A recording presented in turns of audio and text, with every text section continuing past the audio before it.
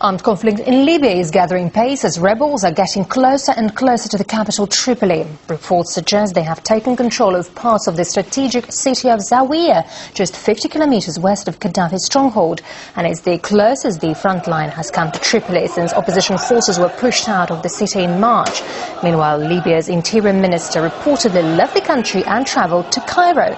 Using a private jet, he and 9 of his family members have entered Egypt under a tourist visa. And for more, we're now joined live by former US diplomat in Libya, John Graham. Mr. Graham, thank you very much indeed for your time. So, the latest news, the departure of that senior minister, Nasser al-Mubarak, what does it mean for the Gaddafi regime? Well, it can't mean anything good for the regime, although I remind you, he says he and his family are there on a tourist visa, although we haven't seen pictures of him and his kids on camels in front of the pyramids eating ice cream. It seems like he really has defected, and if so, it being the top cop, the senior interior minister, is a real blow to the regime. Yeah, and right, back in Libya, there have been advances by the rebels, right, as well as a string of defections by officials. Does that mean Gaddafi's regime is doomed, and if so, how much longer can he hold out? There have been so many predictions of his imminent demise, I would hesitate to say he's doomed. But it is true, in the last couple of weeks, there have been some significant advances by the rebels. Capturing al-Zawiya blocks the road from Tunisia. They control the hill south of Tripoli, the Jebel Nafusa, and they control the city of Misrata on the east. So they virtually got Tripoli surrounded, which is, of course, a real problem for Gaddafi's forces. On the other hand, I remind you that the chief rebel commander was killed 10 days or so ago, and that almost started a tribal war among the rebels, which could still erupt. Also, the rebels are basically still amateurs. They aren't really professional soldiers. So while the momentum is slowly shifting toward the rebels, I don't think this thing is over yet. Right. Gaddafi has earlier said that he would never surrender his power. Yet we hear of talks between the rebels, and they're, as you say, quite successful, and Gaddafi's aid. So has he changed his position, or could we perhaps be looking at talks to split the country?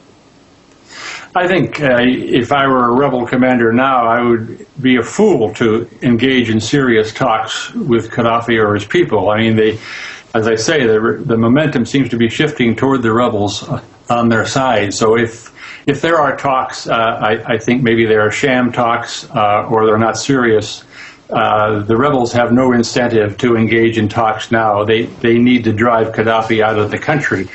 Anything less than that, any solution in which Gaddafi is left in the country is in effect a defeat for the rebels and for NATO.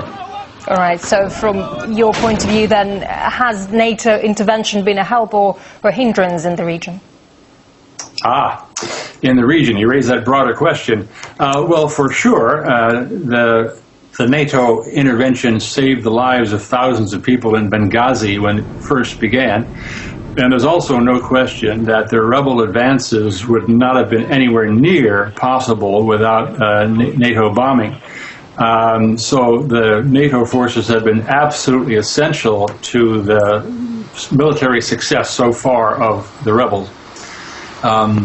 It's an interesting question for NATO. NATO really is kind of stuck now. They can't afford to lose. Can you imagine the embarrassment to President Sarkozy and Prime Minister Cameron and even the American President Obama if Gaddafi should survive all this from the mightiest military alliance on the planet?